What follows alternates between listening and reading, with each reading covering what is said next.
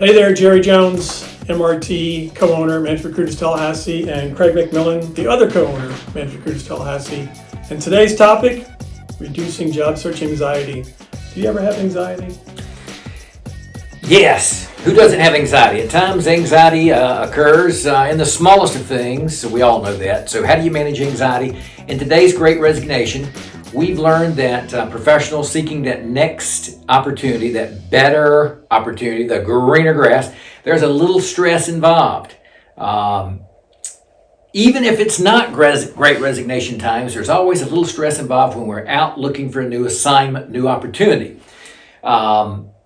With high rates of demand, such as we're seeing in the Great Resignation, this is a great time to launch a search. And here are ways you can reduce anxiety. And one of those ways is to make a plan. So we have a business plan we follow. We have instructions that comes with putting a new gadget together. So when you're out interviewing, to reduce that stress, start by building a plan. Make a list of the companies you want to target. Maybe it's a certain geographical area you want to target. Also, target or manage or set your expectations for compensation. So begin the roadblock building and have a plan. Well, a plan is a good thing, but also the recruiter calls you, all of a sudden starts that mind, right? God, a recruiter called me. He's got an opportunity. I wonder what it is. I wonder who it is. And that anxiety starts building before you even have a conversation. But I think more importantly, having confidence in your abilities, confidence in your career pathing is everything. Right. And that's part of the plan, right? A career plan is equally as what Craig's talking about, but also having the confidence to go out and interview when at your choosing, not somebody else's choosing. Mm-hmm. But moreover, stay above the fray. Don't let it get you. If it's going to happen, it's going to happen. If it's not going to happen, it ain't going to happen. Don't work it out. Don't sweat it out. Right. But moreover, communication is critical. Recruiter calls, communicate. Communicate often. Communicate both ways. If your recruiter isn't communicating with you promptly, then there's a problem. You may need to talk to them about it or move on. Right. But moreover, being planned out, being well thought out, being confident in my abilities. I know I'm a commoditized product. I am in high demand. Man, everything's on your court. So you shouldn't have any anxiety about taking something new or looking for something new. One of the things we've learned to help mitigate anxiety is focus on the kind of position you want.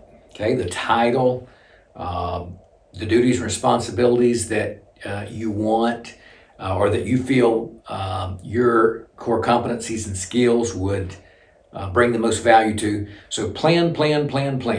So plan the geographical area, maybe the kinds of companies you want to go after. Maybe it's certain industries, certain processes. We work plastic and metal manufacturing. It's certain companies in that plastic space that you want to target. Get that salary range in mind. I'm kind of reiterating here because we want to focus in on that. Build a plan. You can always ease off the plan, but if you have the footprint or the roadmap, I think you're going to do a lot better when you're interviewing. You're going to reduce that anxiety. It's going to help you. And working with a recruiter.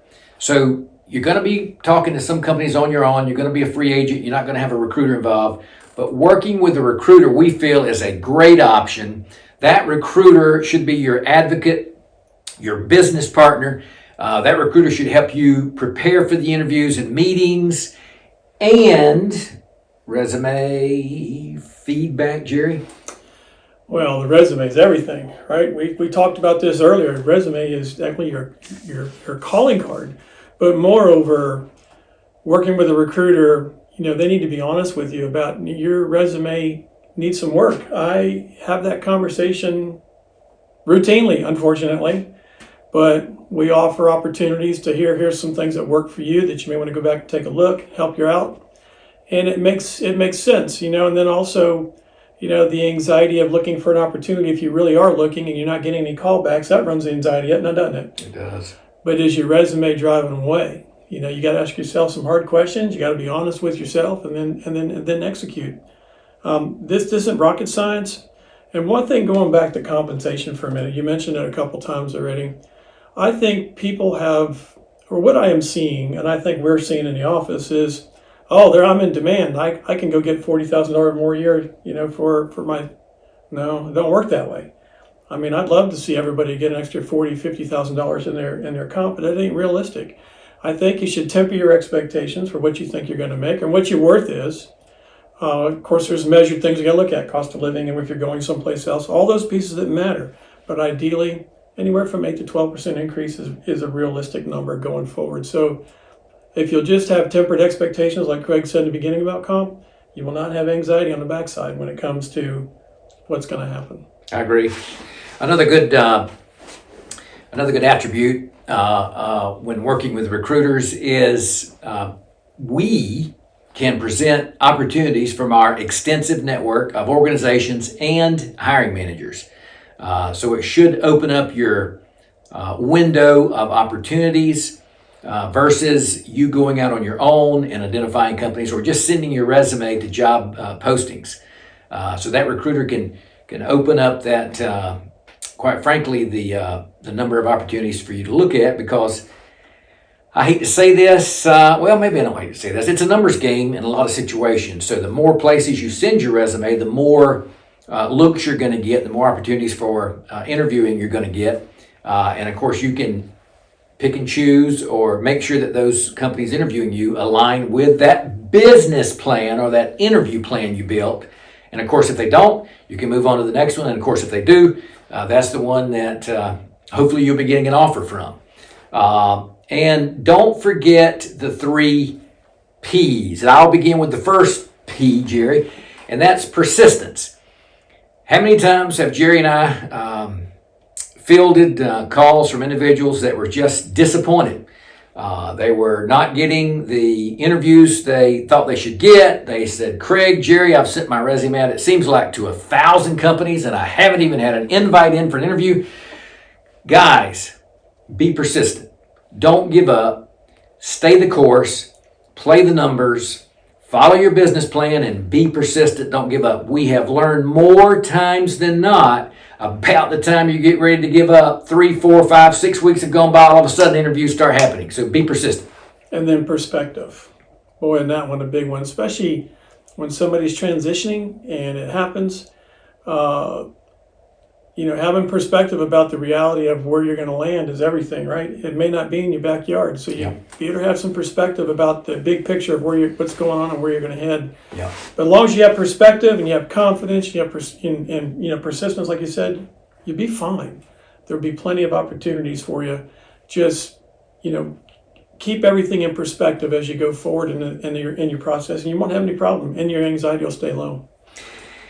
Perspective is so important, Jerry's right. And guys, what is perspective? We all know it's that particular way we look at something. So go into this with that very positive, upbeat mentality and look at it as, I'm going to see this through. I'm going to remain positive. So that third P is positive. Stay upbeat.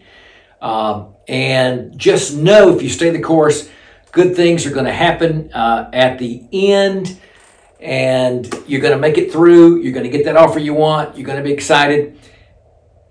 What single piece of advice could we give a professional in the job search to reduce anxiety? What would it be? That one? What would you say, Jerry? 2 shots of Crown and a Xanax. I'm just kidding. I think just follow the P's: perspective, persistence, positivity.